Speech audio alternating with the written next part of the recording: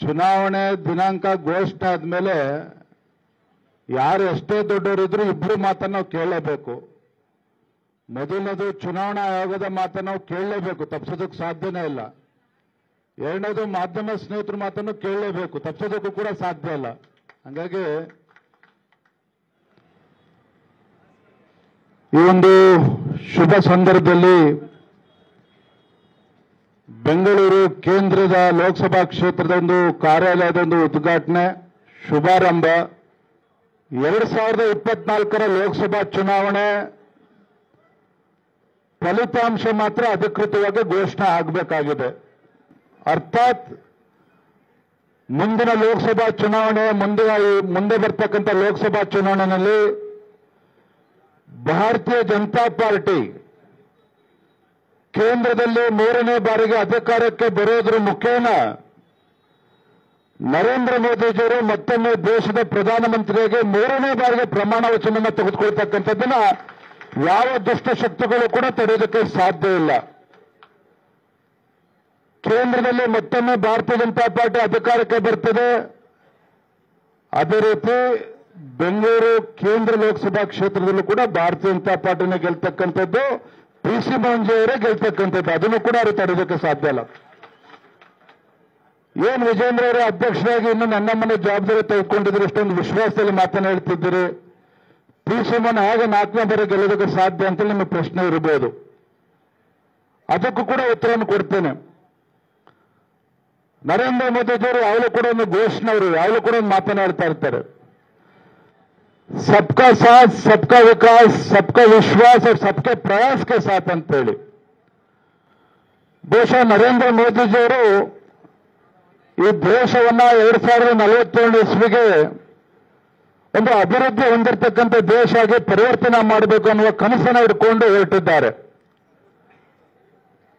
ಹಾಗಾಗಿನೇ ಮೋದಿಜಿಯವರು ಸಬ್ಕಾ ಸಾಥ್ ಸಬ್ಕಾ ವಿಕಾಸ್ ಸಬ್ಕಾ ವಿಶ್ವಾಸ್ ಅಂತ ಹೊರಟಿದ್ದದು. ಆದ್ರೆ ಅವ್ರಕ್ಕಿಂತ ಮುಂಚೆನೆ, ಮೋದಿ ಅವ್ರಕ್ಕಿಂತ ಮುಂಚೆನೆ ಯಾರೋ ಒಬ್ಬ ಸಂಸದರು ಜನಾನುರಾಗಿಯಾಗಿ ಎಲ್ಲ ಪಕ್ಷದ ಜೊತೆ ಸ್ನೇಹವನ್ನು ಇಟ್ಕೊಂಡು, ಯಾರು ಕೂಡ ಅನ್ಯತಾ ಭಾವಿಸಬೇಡಿ, ಮಾಧ್ಯಮದವರು ಕೂಡ ಇಲ್ಲೇ ಇದ್ದಾರೆ, ಪಿಸಿ ಮೋಹನ್ ಅಂತ ಹೇಳಿದ್ರೆ ಕೇವಲ ಬಿಜೆಪಿ ಕಾರ್ಯಕರ್ತರು ಅಷ್ಟೇ ಇಷ್ಟಪಡ್ತಕ್ಕಂಥದ್ದಲ್ಲ. ಕಾಂಗ್ರೆಸ್ ಪಕ್ಷರು ಇಷ್ಟಪಡ್ತಾರೆ ಮೋಹನ್ ಜಿ ಅವ್ರನ್ನ, ಜೆಡಿಎಸ್ ಪಕ್ಷರು ಇಷ್ಟಪಡ್ತಾರೆ. ಒಂದೇ ಒಂದು ಬದಲಾವಣೆ ಏನಪ್ಪಾ ಅಂತ ಹೇಳಿದ್ರೆ ಜೆಡಿಎಸ್ ಅವರು ನಮ್ಮ ಜೊತೆಗೆ ಅಧಿಕೃತವಾಗಿ ಹೊಂದಾಣಿಕೆ ಆಗಿದೆ, ಹಂಗಾಗಿ ಒಂದು ಸಮಸ್ಯೆ ಬಗೆಹರಿದಿದೆ.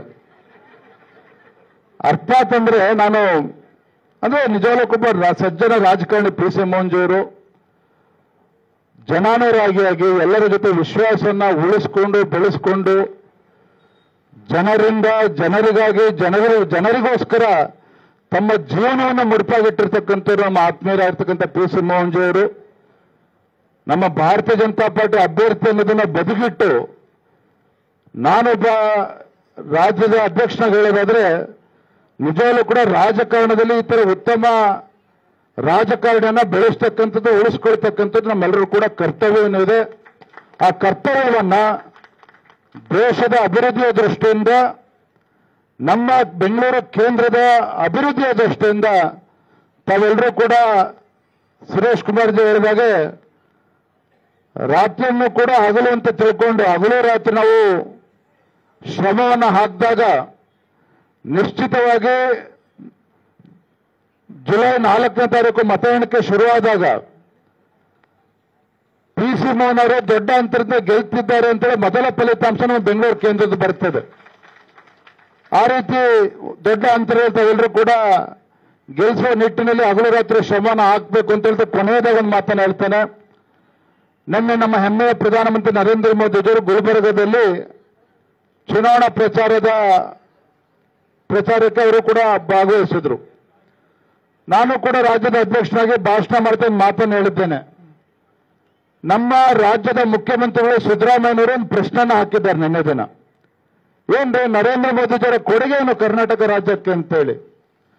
ಕರ್ನಾಟಕ ರಾಜ್ಯಕ್ಕೆ ನರೇಂದ್ರ ಮೋದಿಜಿಯವರ ಪ್ರಧಾನಮಂತ್ರಿಗಳ ಕೊಡುಗೆ ಏನು ಅಂತೇಳಿ ಪ್ರಶ್ನೆಯನ್ನ ಮಾಡಿದ್ದಾರೆ.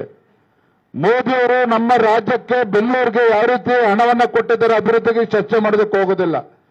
ನಿನ್ನೆ ಗುಲ್ಬರ್ಗ ಆ ವೇದಿಕೆಯಿಂದ ಮಾನ್ಯ ಮುಖ್ಯಮಂತ್ರಿಗಳು ನಾನು ಮಾತನ್ನು ಹೇಳಿದ್ದೇನೆ. ಸಿದ್ದರಾಮಯ್ಯನವರೇ, ನಿಮ್ಮ ಪ್ರಶ್ನೆಗೆ ಉತ್ತರವನ್ನ ನರೇಂದ್ರ ಮೋದಿಜಿಯವರು ರಾಜ್ಯಕ್ಕೆ ಏನು ಅಭಿವೃದ್ಧಿ ಕೆಲಸಗಳನ್ನು ಮಾಡಿದ್ದಾರೆ, ರಾಜ್ಯಕ್ಕೆ ಏನು ಒಳಿತನ ಮಾಡಿದ್ದಾರೆ ಅನ್ನೋದಕ್ಕೆ ನಾವು ಉತ್ತರ ಕೊಡೋದಿಲ್ಲ. ಮುಂದಿನ ಲೋಕಸಭಾ ಚುನಾವಣೆಯಲ್ಲಿ ರಾಜ್ಯದಲ್ಲಿ 28ಕ್ಕೆ 28 ಕ್ಷೇತ್ರಗಳಲ್ಲಿ ಭಾರತೀಯ ಜನತಾ ಪಾರ್ಟಿ ಮತ್ತು ಜೆಡಿಎಸ್ ಅಭ್ಯರ್ಥಿಗಳನ್ನು ಗೆಲ್ಲಿಸೋದ್ರ ಮುಖೇನ ರಾಜ್ಯದ ಪ್ರಜ್ಞಾವಂತ ಮತದಾರರ ಉತ್ತರನ ಕೊಡ್ತಾರೆ ಅನ್ನೋ ಮಾತನ್ನ ಹೇಳಿದ್ದೇನೆ. ಆ ಉತ್ತರನ ಏನು ನನ್ನ ಹೇಳಿದ್ದೇನೆ, ಇವತ್ತು ಬೆಂಗಳೂರು ಕೇಂದ್ರದಲ್ಲೂ ಕೂಡ ನನ್ನ ಮಾತನ್ನ ಉಳಿಸ್ತಕ್ಕಂಥ ಕೆಲಸ ತಾವು ನಮ್ಮ ಕಾರ್ಯಕರ್ತರು ಮಾಡ್ತೀರಿ ಅನ್ನೋ ವಿಶ್ವಾಸ ಇದೆ. ದೊಡ್ಡ ಅಂತರದಲ್ಲಿ ಗೆದ್ದು ಬರಲಿ ಪಿ ಸಿ ಮಂಜೂರಿ ಅಂತ ಹೇಳಿ ಇಷ್ಟು ಸಂದರ್ಭದಲ್ಲಿ ಅವರು ಕೂಡ ನಾನು ಹಾರೈಸ್ತಾ ನಿಮ್ಮೆಲ್ಲರಿಗೂ ಕೂಡ ಮತ್ತೊಮ್ಮೆ ನಾವು ನಮ್ಮ ಅಧ್ಯಕ್ಷರು ಇರ್ತಾರೆ, ರಾಷ್ಟ್ರೀಯ ಅಧ್ಯಕ್ಷರು ಮೇರಾ ಬೂತ್ ಸಬ್ಸೆ ಮಜಬೂತ್ ಅಂತಕ್ಕಂಥದ್ದನ್ನ ಪಕ್ಕದ ಬೂತಲ್ಲಿ ಏನಾಗ್ತದೆ, ಪಕ್ಕದ ವಿಧಾನಸಭಾ ಕ್ಷೇತ್ರದಲ್ಲಿ ಏನಾಗ್ತದೆ ಅದ್ರ ಬಗ್ಗೆ ನಾವು ತಲೆ ಕೆಡಿಸ್ಕೊಳ್ಳೋದು ಬೇಡ. ನಮ್ಮ ಬೂತ್ಗಳನ್ನ ಭದ್ರಗೊಳಿಸ್ತಕ್ಕಂಥ ಕೆಲಸ ನಾವು ಮಾಡೋಣ ಅಂತಕ್ಕಂಥ ಮಾತನ್ನ ಹೇಳ್ತಾ ತಮ್ಮೆಲ್ಲರೂ ಕೂಡ ಒಳ್ಳೇದಾಗ್ಲಿ ಅಂತೇಳಿ ಮೋಹನ್ ಜಿಯವ್ರಿಗೂ ಕೂಡ ಶುಭನ ಹಾರೈಸ್ತಾ ನನ್ನ ಮಾತುಗಳನ್ನು ಮುಗಿಸ್ತಾ ಇದ್ದೇನೆ. ಜೈ ಹಿಂದ್, ಜೈ ಕರ್ನಾಟಕ, ಭಾರತೀಯ ಜನತಾ ಪಾರ್ಟಿ ಜಯವಾಗಲಿ. ನರೇಂದ್ರ ಮೋದಿ ಅವರ ಕನಸು ನನ್ನ ಸ್ಮರಣ. ನಮಸ್ಕಾರ. ಕನ್ನಡಿಗರ ಮೆಚ್ಚಿನ ನಿಮ್ಮ ನ್ಯೂಸ್ 18 ಕನ್ನಡ ಈಗ ವಾಟ್ಸ್ಆಪ್ನಲ್ಲಿಯೂ ಲಭ್ಯ. ಕರ್ನಾಟಕ ಮತ್ತು ದೇಶ ವಿದೇಶದ 360 ಡಿಗ್ರಿ ಸುದ್ದಿ ವಿವರವನ್ನ ನೀವು ನಿಮ್ಮ ಕೈ ಬೆರಳುಗಳಲ್ಲಿಯೇ ಪಡೆಯೋದಿಕ್ಕೆ ಈ QR ಕೋಡ್ ಅನ್ನು ಸ್ಕ್ಯಾನ್ ಮಾಡಿ. ನಮ್ಮ ಚಾನೆಲ್ ಅನ್ನು ಫಾಲೋ ಮಾಡಿ, ನೋಟಿಫಿಕೇಶನ್ ಆನ್ ಮಾಡಿ.